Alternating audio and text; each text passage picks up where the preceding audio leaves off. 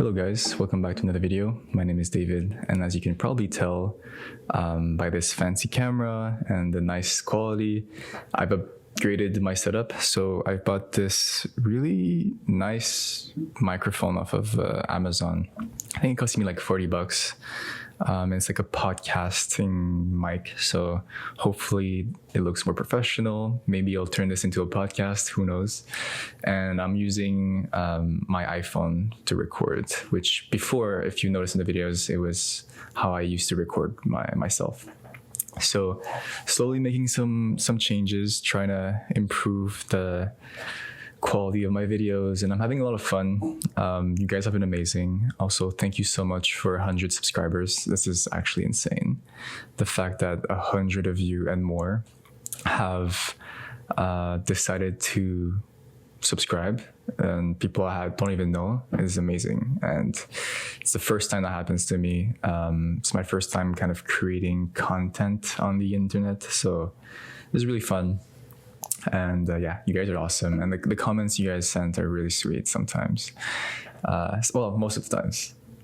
But yeah, really happy, very grateful. So thank you so much. But yeah, for today, I wanted to, test out the new setup. If you guys like it, let me know. But also, I've been very busy with school actually at MIT. It's been pretty intense. But I did finish some midterms. I had a very important midterm presentation yesterday that went really well. The feedback was amazing, and I pushed really hard just because I was kind of slacking off a little bit in the beginning. But now we're on a good track. So yeah, just doing courses here, and still gonna be a busy end of the semester. But I enjoy doing these videos, so I'm trying to find some time in my schedule to just, reflect on my life and share it with you guys. And if you resonate, then it's fun, But for today, I really wanted to talk about something that's really important to me. And it's very open, it's very large, but this is basically the idea of self-development. And the reason why I think it's so meaningful to me is because if I really think back of what led me to so many opportunities and where I'm at right now at MIT, and the people I'm meeting, and having more confidence in myself and knowing myself a bit more, a bit better than what I used to. Like I mentioned in some of my videos, I used to be very anxious about the future. I didn't have confidence about my skill sets. I didn't know what I wanted. I was trying different things. But those things led me to understanding myself better, and eventually taking the right decisions and leading me to things that resonate with who I think I am good at and what I want to do in life. So anyways, self-development, what does that mean? Another way to think about it is having a growth mindset. And that if you realize that you only have 80, 90, 100 years maybe nowadays to live on this earth, it's very limited. And so why not take that time every day to develop this mindset of growing, being better than yourself, just being better from how you were a few days ago or the day before. And for me, it really made a drastic shift, or I made that decision intentfully when I was 18. Now I'm 25, so it's been a few years, but I remember at 18, right before university, I told myself, okay, I need to get better. If I'm being honest, I was just very introverted, very shy. I was doing a lot of drugs, not really knowing what to do with life. I didn't really have any core skills I thought could be turned into a career. So I was just trying to figure it out. But I remember watching this video by Adam Uy, who is a YouTuber really small YouTuber. Nobody really knows him. He's very niche, but he's really into spirituality, Zen, growth mindset, self-development, social dynamics, that kind of vibe. I really resonated with some of his videos, and I would just consume a lot of his stuff. And he got me into meditation, reading books for myself, which is something I really did not do when I was younger. I did not read at all. And so, yeah, I picked up the habit of reading and meditating, working out, doing hard things. And really, I would say the biggest lesson I've gotten from my journey so far in self-development and is just do the things that are hard. That's it.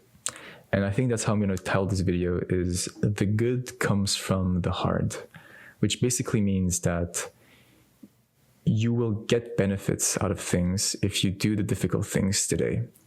There's a few principles and a few reasons why that happens, and there's compounding, and there's also delayed gratification, which basically means compounding is if you do something many times over and over every day along like several years, at some point it will just exponentially grow. It will just exponentially grow. But in the beginning, you won't see anything. And that's why it's so important to stick to it, because when you start something, it takes a lot of time. There's a learning curve. But once you keep at it, it compounds on itself, and it grows like a snowball effect, where at some point it just goes through the roof. And so that's why you need to do the hard things, because the beginning is the hard thing. And then the idea of delayed gratification is that you have to be okay with doing something difficult today that you don't enjoy. You don't get any benefits in the moment. You go to the gym, you don't see like any six packs after doing some workouts. You're like, why am I still fat? Why am I still not losing weight? Whatever it is. Why am I not seeing muscle? It's normal. It's like you've done it for a few days, but do it for weeks, months, years, you will see results. Easier said than done. That's for sure super difficult, but the striving for it and the mindset and the knowing that you have to do it is the discipline you need, I think, for self-improvement and to get better and to get the things you want. And really, for delayed gratification is being okay with not getting the benefits now, but then in a few years, you will get it. And then once you get it, you will see like, hey, it's because I did those things earlier, if you have the awareness for it. But that's why it's so important. If there's one rule you really need to get off or to follow, which I don't really like to prescribe things like that. But if there's one thing you can get away from this video is do the hard things today, every day. It's okay to seek pleasures and to seek things that are easy, but you will gain a lot more trying things that you find difficult and sticking to it day after day. That is really what I believe in. It has worked for me.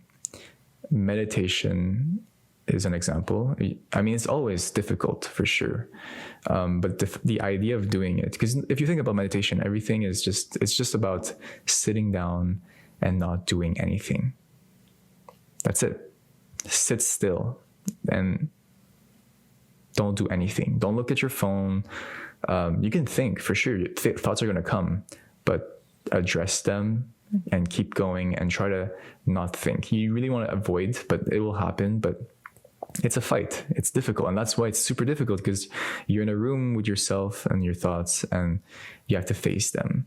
But it's a way to go through your inbox, your mental inbox, and just go. And once you've gone through all of it, you have a clear mind, you'll have 0 messages in your mental inbox, you'll be in a state of bliss.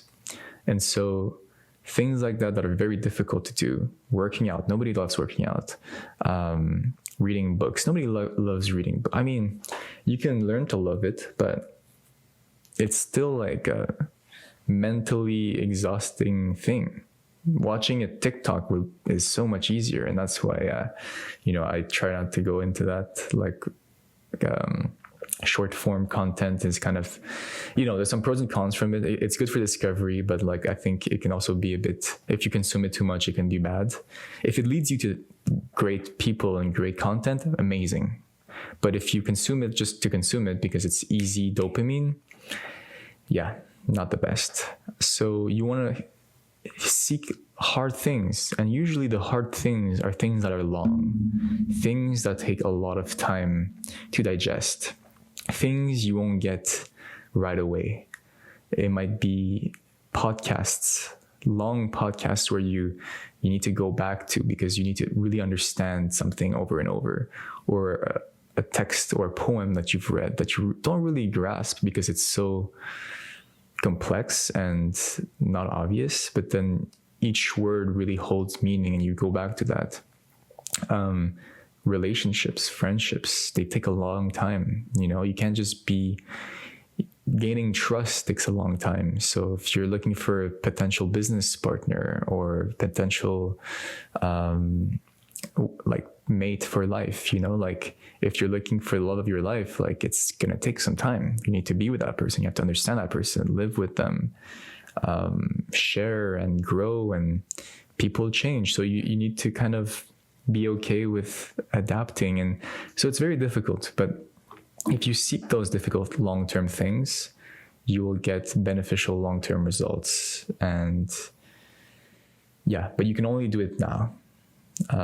There's a saying that the best time to plant a tree was yesterday, or 10 years ago, I should say. I don't remember the quote, but it's basically saying that if you're hesitating right now, just do it, because you're probably just doubting yourself, and the more you doubt, the more you wait, and the longer you the later you start, you have less of an advantage. I think you really want to start early. The earlier you start, the better you will be, and the sooner you will get better at that thing. So anyways, that's the good comes from the hard is really the core of this video. And so, okay, how do you really do that? So how do you really do hard things, and how can I start all that stuff? There's many ways you can start. One way is to really look for, I don't know how to frame that, but there's a component of understanding yourself. So you have to be able to introspect and really dig deep into who you are. And the more you know about yourself, the easier it gets, because ultimately what we're all trying to do here is just do the things we want to do and finding our purpose. And I think that leads to a comment that I received, and I have it pulled up right here for this video, which kind of aligns with what like the idea of this video, which the comment comes from Nam Joshua Tava. I don't know if I'm pronouncing it right. Correct me if I'm wrong. But he says, "Hey David, I had a video idea I wanted to share with you. How to find your purpose or dream if you haven't yet. I think it could really help out your viewers who are still figuring things out." Well, thank you so much for the comment. I don't think the best suited to answer this question, because it really depends on everyone. And how to find your purpose or dream is really a complex one, because everyone's different. And once you realize that everyone is different, everyone has their own unique perspectives on life. We all have different backgrounds, different needs, desires. We all want different things. So if you want to know what your purpose is, you got to ask yourself. You have to sit down and really sketch it out. You have to ask yourself the question, what do I want with life? And so that's one way. It's easier said than done. Sometimes you just don't know. So guidance is always important. I know for myself, I just follow the things I was curious about. Like I mentioned, the videos from Adam I used to watch, the idea of spirituality was very intriguing, especially Taoism, Zen Buddhism, that kind of stuff. I started reading a lot on it, understanding what it means to be present, what it means to be mindful. That helped a lot with my mental health. Like, I mean, I hate to use that word, but because it's such a buzzword, but it just helped me with like my consciousness and just feeling better and having the confidence to do things. And once you have a peaceful mind, a restful state, you're good to do anything really. Like, you will have the confidence to do things because you're just at ease with everything, you know? So I was looking into that. That helped me a ton. And like I said, like, purpose is a big word. I think ultimately you want to think of yourself as someone who offers a service to the world. If you have a mindset where you want to take everything out of everything, because if you're curious, that's amazing, and it's amazing to be curious and to follow what you are interested in and what you're good at and your curiosities and learning more and more about these things. But if you're just consuming, I don't think it's going to fulfill you in the long run. It's good for yourself, but eventually you want to be able to give, because we're humans. We're social creatures, you know. We need that social interaction. It's ingrained in our DNA. We can't survive alone in isolation. We would go put anyone in isolation for a number of period of time without social connection, they will lose their mind. They become insane. So we need to connect. And so if you have something like a strength, a skill, an interest, an obsession, because you need to be obsessed, share it, turn it into something, give it to others for free. You want to offer yourself as a service. If you love speaking, go public speaking, do conferences. If you love writing, write. If you like to paint. If you are a great graphic designer, make good graphic designs to people, and people need those things, you know. Be creative, add your own personal touch, like, be obsessed with the things you love doing, because you will outcompete everyone else. And so finding your purpose has a component of, you know, giving off to the world, because you will be fulfilled doing that, but you also want to find the things you're good at. And that comes from, there's a great book actually that I read called Mastery by Robert Greene, who's a great author. He's the one who wrote 48 Laws of Power, The Art of Seduction, Mastery, just so many books. And he's really good because he's good at like giving historical contexts. And he's a social psychologist, I think, but he's a writer. He did journalism, all that stuff, like amazing writer. But in Mastery, he basically describes that to be fulfilled in your work and to find the things you want to do, you need to look back at your past, the things you did as a kid. What were the things you would gravitate towards that made you happy and that you would just turn towards? Was it reading? Was it writing texts? Was it sketching on a piece of paper? Was it playing outside? Was it socializing? Making groups of friends? Was it collecting rocks? Catching butterflies and different insects? And maybe you're like, all of these things will point you to what you should be looking at. Maybe if you love collecting rocks, maybe you're super into nature and biology and geology. And maybe if you love building Legos like I did, that's maybe why I'm doing architecture now, because I love building.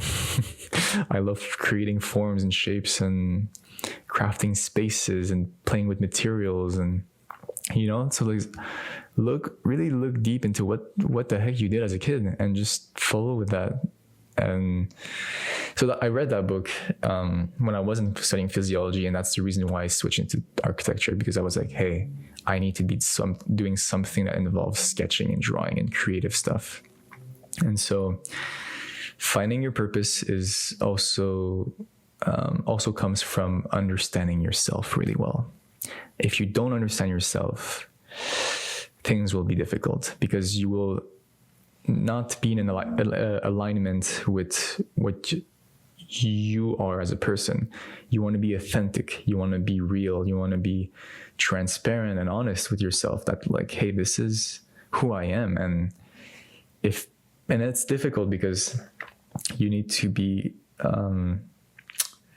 you need to have a bit of vulnerability, because being yourself exposes the flaws, the bad, the real, like everything, right?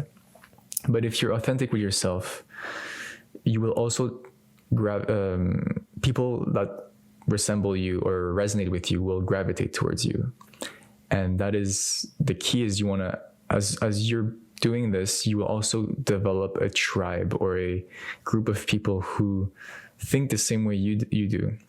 And once you stick with them, it motivates you to just be better and to learn from them and learn from each other and to go on the path together. And, eventually you might separate. The paths might lead to different things, and humans change and you grow. But that is also one way to help motivate you, is don't do things together. This whole idea of monk mode is so bad, because it really romanticizes the idea that you need to be alone and you just need to grind and remove yourself of social connection and just stay in your room and just cook things out and just grind and get better.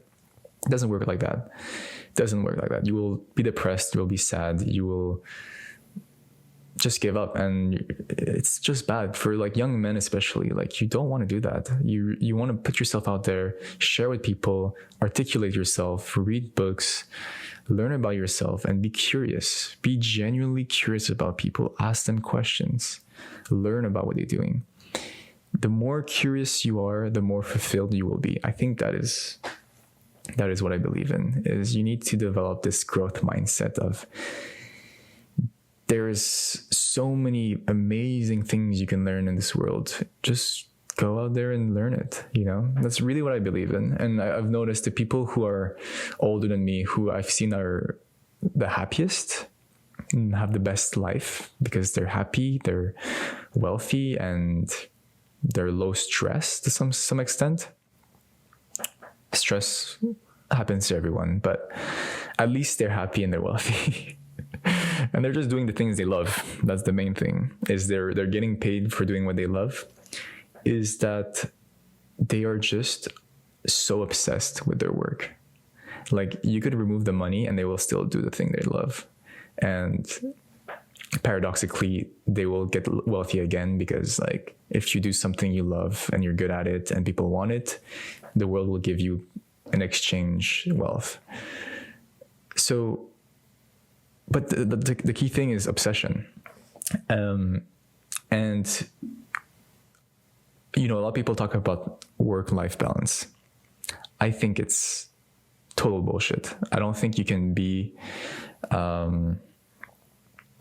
you can have a balance if you really want to make a living doing what you love. Because if you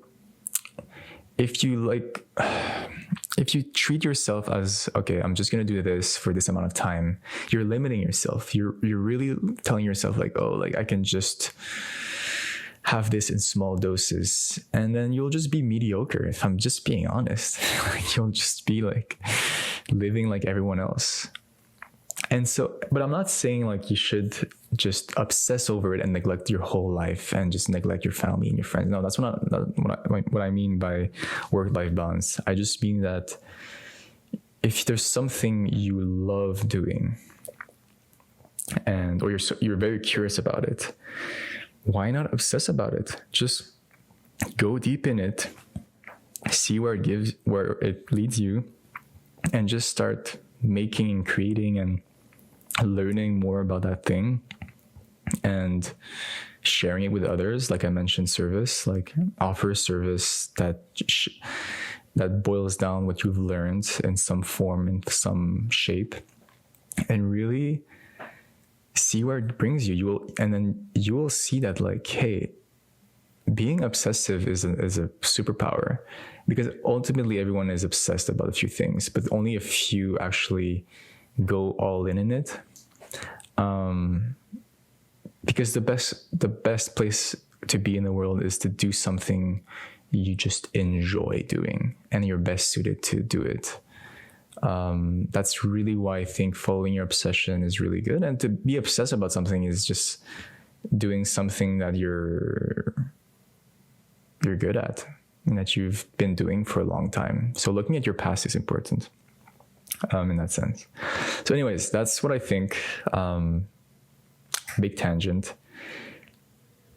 If we go back to the idea of self-improvement, growth mindset, the journey, I get excited because as a kid, when I was like 18, I remember Adam was saying that he has a quote, is that your journey will always be your journey. I love this quote because it's just such a peaceful Zen way of seeing things and just being like, hey, your journey is yours. You could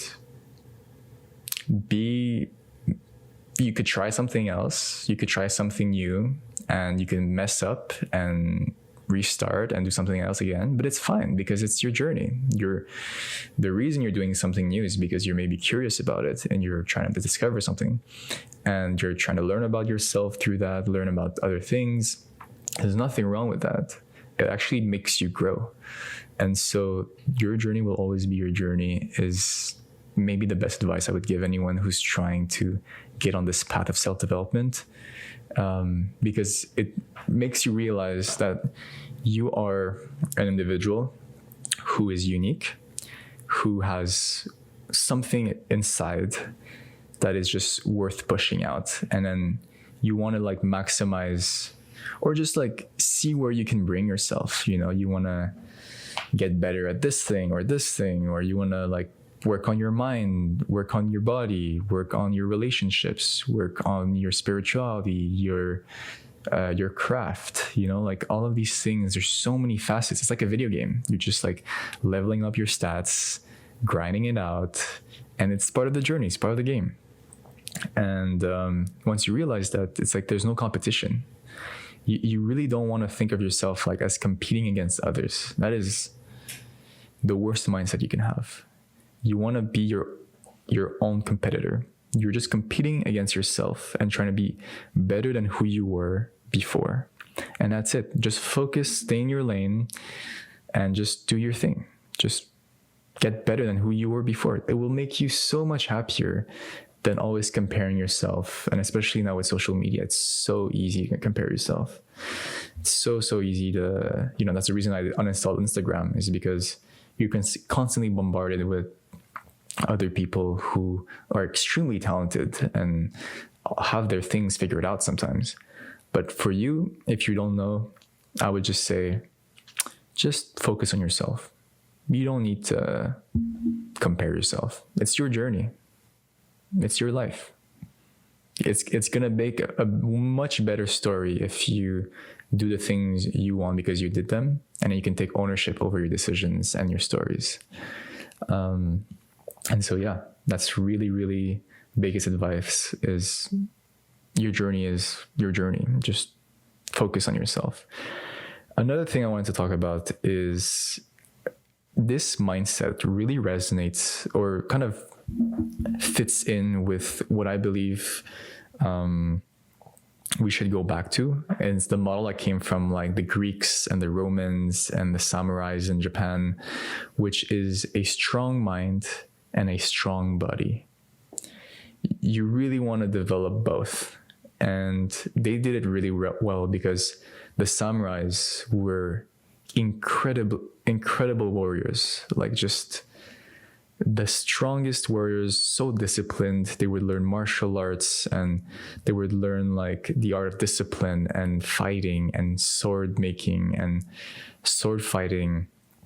And they would just practice and practice and practice in case something would happen. You know, it was like in case of a war or preparation or in self-defense. It was really important to practice that physical strength skill and that, that bodily craft. But they also were amazing philosophers and poets and very graceful and sensible to art and culture and philosophy. It was really just the perfect balance of something very strong and hard, but also something very peaceful and soft and sensible. And, you can talk about yin yang and balance and the Tao, the way, all that stuff. But really, it comes down to the fact that you want to develop both. You want to be in a state where you're not only working on your body and your strength and reinforcing yourself, getting that energy through exercise and sports and activities and anything that's physical, working like lifting weights or CrossFit, whatever it is, you can pick one. But you also want to practice your mind. You want to train your mind, meditate, read, write, have conversations with others, long form conversations, exchange. Like you really want to be in that state where you're doing both, because they both work together. They will both help you grow. Because if you have a strong mind, you have the clarity to focus on your body. And if you can focus on your body and strengthen that, you will feel better, and then you will think clearer. And then if you think clearer, you work out better. It's like it's a loop. It's a positive self-reinforcing loop where you need both in order to get better. So yeah, samurais had that. The Greeks, the Romans, they also figured that out. And that's why a lot of the great philosophies come from these people. It's holistic, and that's really the reason I love self-development is it's never ending. It's holistic. It's learning about everything, learning about everyone, learning about yourself, the world, the universe. Not to sound like woo-woo or anything, but hey, isn't that what we're all trying to do? So self-development, and it doesn't even need to translate to just yourself, because if you are a strong individual, you've cultivated your mind, you've cultivated your body, then you're best suited to give yourself to the world through service, through action, through relationships, through love, through friendships, through leadership even. The greatest leaders are the ones who have developed themselves to a point where they have grown mentally and physically, and they're sharing their knowledge, and they're able to take on people under them and teach them the way that they did it. So you need to work through example. Really, like, treat yourself as if you were your own like best friend, like, or your own employee or your own romantic partner. You need to like take care of yourself first before you can take care of others. And so that's why I think self-development gets a bad rap, because people think it's like very egocentric or very self-centered. But the reason you're doing it, or the reason you should do it, I think, is not for yourself, but it's eventually for others, and to be able to be the best version of yourself so you can be the best version to others. And it's really much it. The last point I want to end on is input.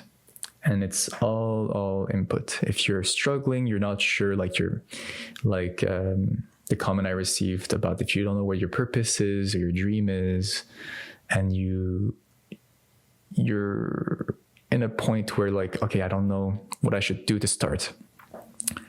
Realize that these things take a lot of time. I by no means think I have all the answers. I'm still learning, I'm still growing, I'm still trying new things like this, seeing where it goes. But it's all about input. And the way I mean it is that you just need to consume. You need to surround yourself with your environment, with things that help you grow, the people that help you grow. It might mean you have to cut people off. It might mean that you have to, be proactive and go to the bookstore, get some books, go through them. It might mean going on Spotify and downloading some podcasts. And it might mean, curating your social media so you don't see all this weird stuff and you focus on the things that, help you grow. that is really like curation of your own environment, especially in the beginning when you're young, when you're your early 20s, or it will pay you dividends in the long term. It's input, and it's easy because it's just like, well, easy. It's not as difficult because it's just input. You're just listening or reading, or it's passive, passive in the sense like you don't need to necessarily create in the beginning. You just want to, like a baby learning a language, you're just consuming and receiving a lot of input, a lot of information. I'm a big fan of podcasts because of that, because if I'm doing something, I'm constantly getting more and more information, and you want to educate yourself. It all starts from self-education. But now we have all the tools to self-educate yourself. With the internet, you can Google anything, you can YouTube anything, ChatGPT anything. You can read anything for free now. You can listen to great minds, great philosophers, and deep thinkers on the internet and with podcasts. And then you also want to, eventually, the more you input, eventually it will become part of how you think. And then when you talk to people, your point of views and the way you see the world will just be a mix of the things you've consumed, formulated through your own world experiences and your own personality. And that's how you become better. That's how you connect with people. That's how you grow. And so input is really everything. You really want to just consume as much information that you enjoy consuming and that you think is helping you grow. If there's something you think is not worth it, just cut it off. There's a lot of bad stuff out there, and you don't need all of that stuff. Maybe in a next video, I can talk about book recommendations or podcast recommendations or whatever. But I think it's also very personal. Like there's things you think you can figure out on your own. If you're like, into psychology, just Google some psychology books. If you're into anthropology, you can do the same. It's like you can figure it out, but you first need to know what you want to do and what you enjoy doing. So yeah, that's it for the video, I think. Let me know if you like the new setup, if you like the qualities, if it's better. If I should talk about something, let me know. But yeah, that was about self-improvement and why you should do the hard things. And yeah, it will give you a lot of nice benefits, I think, in the future, in the long term. So yeah, that's it for me today. I'll see you in the next video. Take care and peace.